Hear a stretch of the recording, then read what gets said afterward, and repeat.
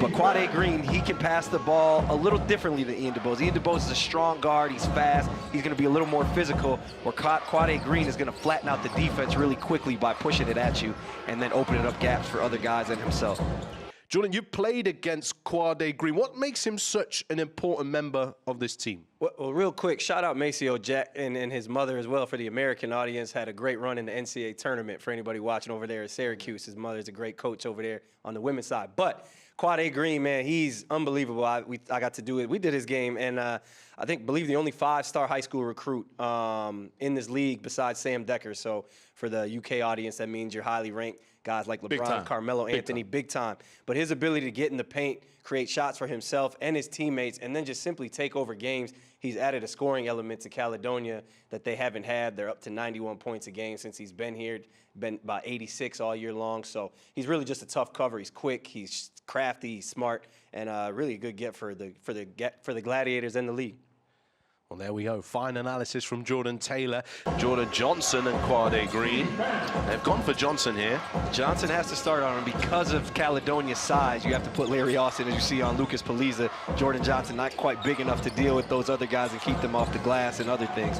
So we will have to match up with him a little bit, but look for Larry Austin at times. Oh, wow, Green splits. Get into exactly why that is. Jordan Johnson on fire. Jordan, he's been looking great. Jordan Johnson looked incredible. He's not shooting the ball well, only 1 for 6. But as a point guard, when your shot's not going in, one way you can get involved is get your teammates involved. You start feeling good about yourself, drop somebody, got behind the back, ain't nothing over there, as you know. Real point guard speaking here. Dropped it with the right, looking real good. He's leading the team. He's controlling the game without scoring, which is a very hard thing to do.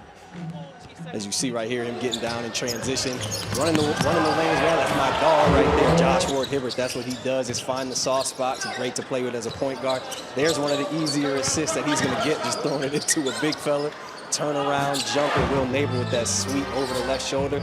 And this is what we talking about. Puts my man in the spin cycle, drops him, gets the screen. Ain't nothing over there. And then drops it around the big fella. That's pretty. But this is what we're talking about. Some of the individual talent on display tonight, starting with the Eagles and Sticky Ricky McGill.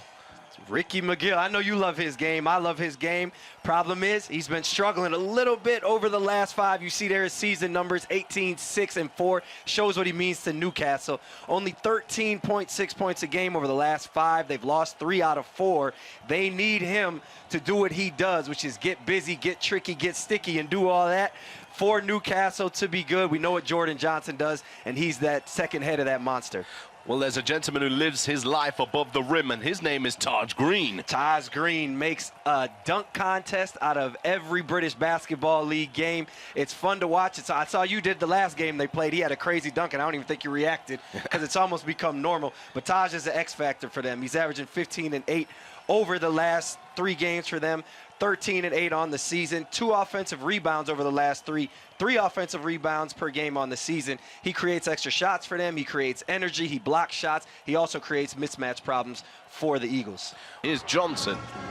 That's one thing that Caledonia is going to have to be careful of, is turnovers, because that's when Newcastle is at their best, turning defense into offense. And when they find that consistency on defense, they're one of the best teams in the league and one of the toughest to deal with easily. Caledonia right now has to keep Larry Austin and Taj Green, who just checked out. Larry Austin off the offensive glass, no extra possessions for Newcastle. And if you're Newcastle, you have to get in the paint, get downhill, put pressure on Caledonia, make the referees put you back at the line.